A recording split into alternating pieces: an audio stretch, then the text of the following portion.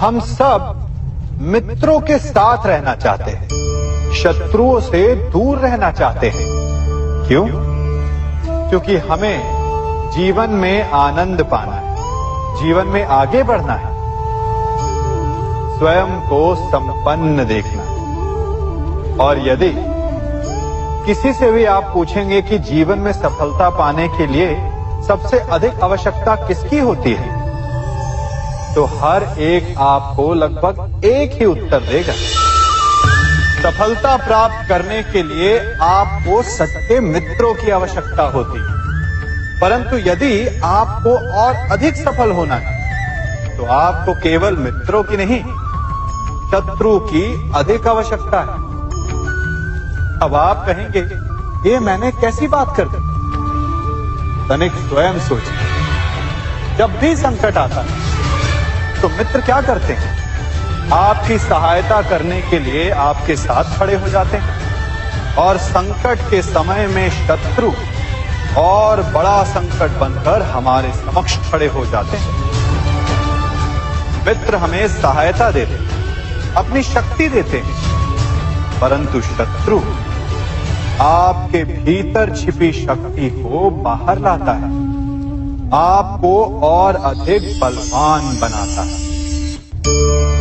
संगति या साथ, मित्र और साथी मनुष्य के व्यक्तित्व के लिए सबसे महत्वपूर्ण होते हैं। अब आप कहेंगे, ये कैसे?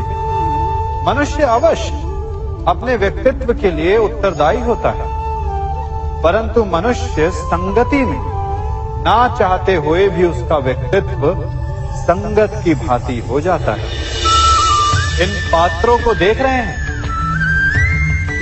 मध्य में जल रखा है, इसमें दूध है और इसमें मलिन कीचड़ रखा है। यदि मैं इस जल को इस दूध में मिलाता हूं तो ये जल दूध बन जाता है, और यदि इसी जल को इस मलिन कीचड़ में मिलाता हूं तो क्या हुआ?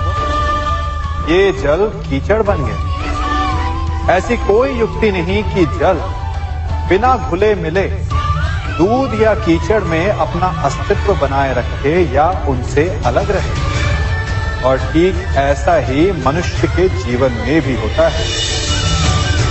यदि एक गुणहीन व्यक्ति गुणवानों की संगत में बैठे तो उसे भी गुणवान समझा जाता है, सम्मान का पात्र समझा जाता है।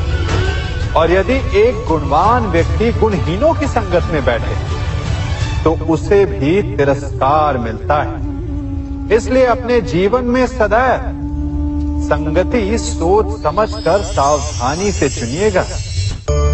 कभी खेत में किसी किसान को खेती करते देखा है? वो उसे सींचता है, उसे जोतता है, पशु पक्षियों से खेत की फसल की रक्षा करता है, परंतु एक बात का वो सबसे विशेष ध्यान रखता है कि कहीं खेत में खरपतवार ना उग जाए, क्योंकि एक खरपतवार खेत की सारी फसल को नष्ट कर सकती है।